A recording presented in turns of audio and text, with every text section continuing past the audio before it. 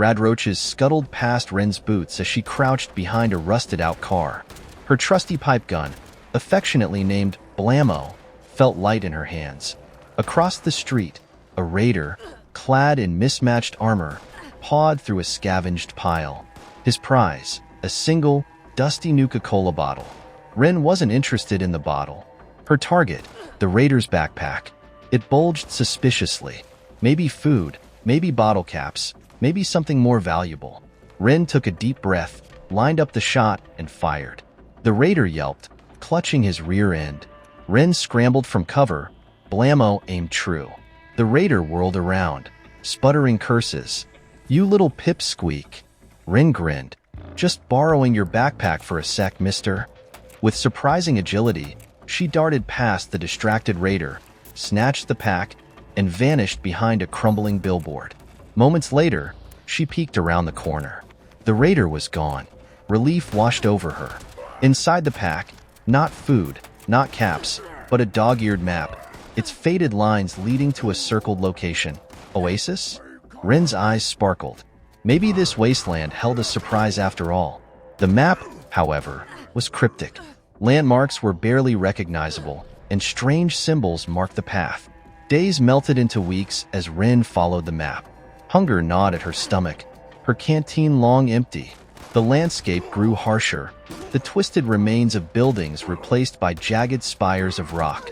One scorching afternoon, she crested a dune and gasped. A shimmering mirage? No, a colossal structure gleamed in the distance.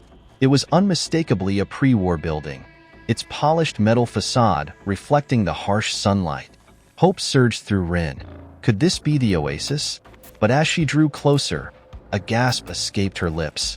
A familiar symbol adorned a giant banner hanging above the building's entrance, the stylized gear interlocking with an atomic symbol.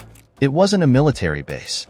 It was a functioning Vault-Tec facility, the legendary corporation responsible for the vaults scattered across the wasteland. Wren's heart pounded. Had she stumbled upon a utopia untouched by the bombs? Or was Vault-Tec still clinging to its twisted experiments? And if so, what awaited her inside? With trembling hands, she gripped Blammo, the weight of the map and its cryptic lead heavy in her pocket. The true adventure, it seemed, was just beginning. Suddenly, a booming voice echoed from the building's loudspeaker. "Greetings, Wanderer. Welcome to Vault-Tec Reclamation Project 115. Please proceed to the decontamination chamber for processing." A metallic door hissed open, revealing a brightly lit hallway. Wren hesitated, a single thought chilling her to the bone. "Decontamination," she whispered. But the bombs fell decades ago. Pushing aside her fear, Wren cautiously entered the decontamination chamber. Instead of harsh UV rays or toxic chemicals, she found herself surrounded by lush greenery and the sounds of cascading water. A woman in a pristine white lab coat smiled warmly. "Welcome, Wren. We've been expecting you."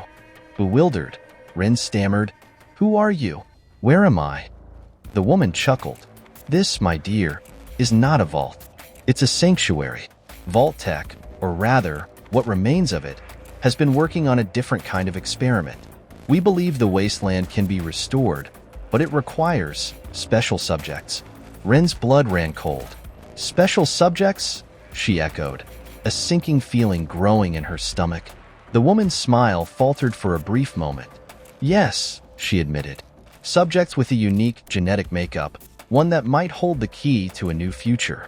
Wren's hand instinctively flew to the map in her pocket. The cryptic symbols suddenly made sense. They weren't directions, they were genetic markers.